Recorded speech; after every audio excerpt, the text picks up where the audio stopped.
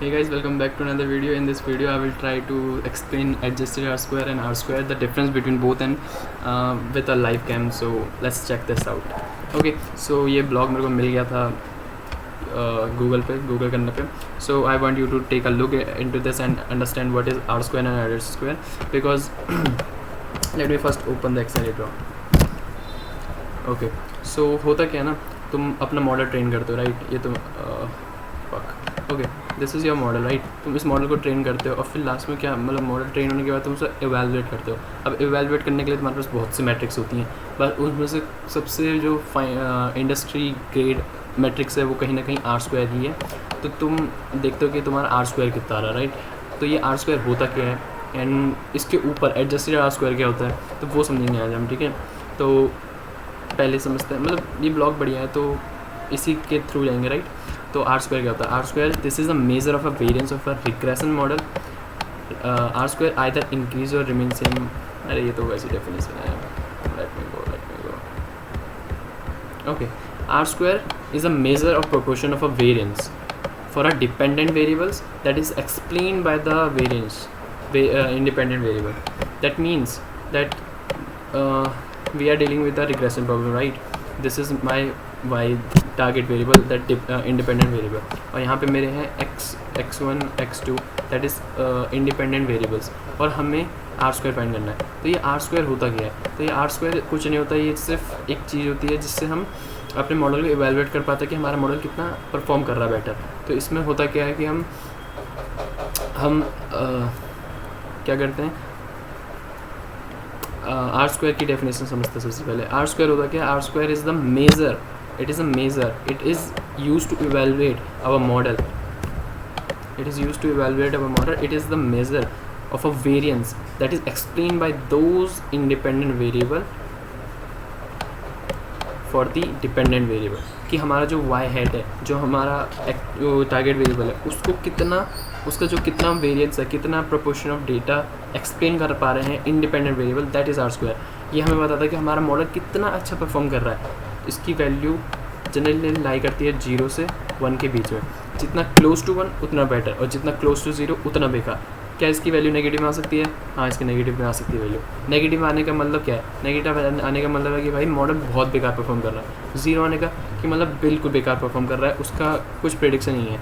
0.5 आने का मतलब है कि भाई जनरलाइज कुछ भी कह दे रहा है कि ऐसा आएगा तो चलेगा, वैसा आएगा तो चलेगा. लाइक तुम कॉइन बिट टॉइस करते हो तो उसमें क्या आता है, उसमें 0.5 आने की चांस तो रहती है हेड और टेल्स के. तो वैसे ही हमारा जो मॉडल है वो ऐसे ही परफॉर्म कर रहा है, राइट? बेकार परफॉर्म कर रहा है. एंड और अगर आर स्क्वायर 1 की तरफ आता है, दैट्स मीन बहुत अच्छा परफॉर्म कर रहा है, राइट? तो हमारा पूरा गोल रहता है कि हम आर स्क्वायर के 1 की तरफ जाएँ. तो आर स्क्वायर हम रिग्रेशन प्रॉब्लम पे लगाते हैं. जो आर स्क्वायर होता है वो रिग्रेशन प्रॉब्लम लगता है और हमें बताता है कि मॉडल कितना अच्छा परफॉर्म कर रहा है. इसका फॉर्मूला वैसे तो ये है, बट इसको हम बहुत जगह तुम देखो कि ऐसे होता है. R square equals to 1 minus sum of square error upon में sum of square of error of total sum of square और sum of error of sum of square of residuals upon में टोटल सम, राइट? ये इसका formula है जहाँ पे हम क्या कर रहे हैं, एस एस टी टोटल निकालना है, सम ऑफ स्क्वायर टोटल निकालना है, सम ऑफ स्क्वायर रेजिडुअल निकाल रहे हैं और सम ऑफ स्क्वायर एक्सप्लेन निकालने हैं. तो इसका करेक्ट फॉर्मूला ये होता है 1 माइनस एस रेजिडुअल अपॉन में एस एस टोटल. सो ये तो था R square. So then what is adjusted R square? Adjusted R square ऐसा जैसे इसका नाम सजेस्ट कर रहा है कि यह एक एडजस्टमेंट है आर स्क्वायर के ऊपर. अब कैसे एडजस्टमेंट्स लाइक तुम्हारा एक मॉडल, तुमने मॉडल तैयार किया, तुमने आर स्क्वायर देखा, आर स्क्वायर आ रहा है लेट्स से 85 के आसपास आ रहा है तुम्हारा आर स्क्वायर की वैल्यू, राइट? 85% आ रही है, दैट इज़ 0.85, राइट? इतना आ रहा है. तो तुमने सोचा यार मेरे को मॉडल को और परफॉर्म करना, बेटर बनाना. तो तुम क्या करते हो, 2 कॉलम और ऐड कर देते हो, उसकी परफॉर्मेंस 90 के आसपास आ जाती है.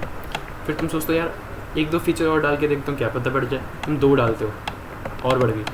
लेकिन क्या हुआ यहाँ पे कि जो पहले तुमने 2 डाले थे, लेट्स से तुम हाउस प्राइस प्रेडिक्शन में कर रहे हो और तुमने हाउस का लेट्स से कितने मेंबर रह रहे हैं ये सब ऐड करें तो बढ़ गया, तो रेलेवेंट पॉइंट है.